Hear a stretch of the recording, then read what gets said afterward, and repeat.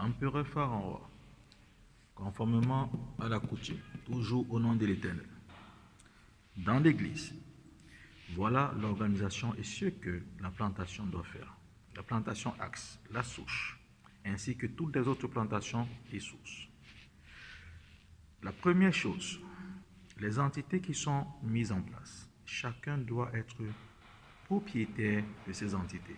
Les entités appartiennent à l'empereur, comme tout appartient à l'empereur, mais les charges et les pourcentages accordés à tout un chacun accréditent le droit d'être patron. C'est comme un directeur général qu'on nomme dans une entreprise.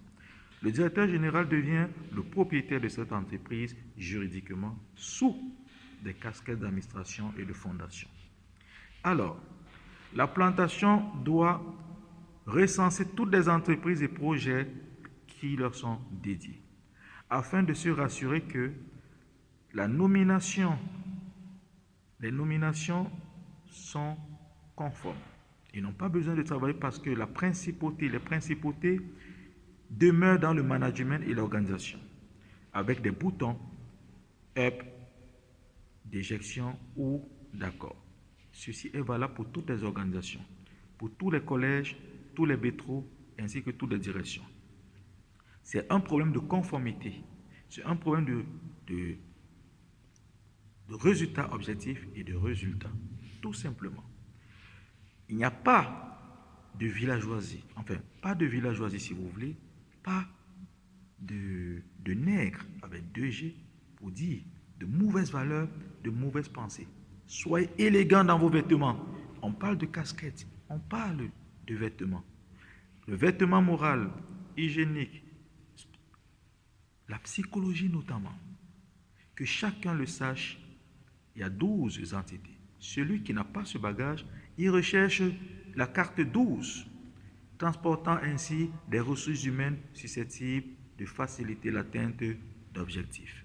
Voilà ce qu'il y a lieu de faire. Et ceci passe par des tables, des organisations.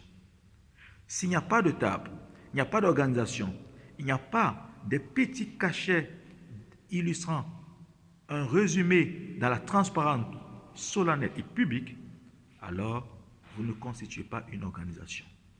Telles sont les nouvelles règles à l'échelle mondiale pour toute entité structurelle, organisationnelle, gouvernementale, royale, pharaonique, impériale.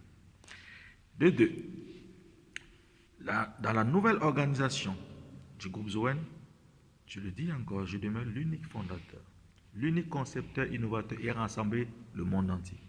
Et je voudrais que les enfants qui ont répondu présent et qui continuent à répondre présent dans la production d'inventions et d'innovations puissent s'arrêter une seconde et résoudre un seul problème. Ce problème ne dépend pas de l'organisation d'un État.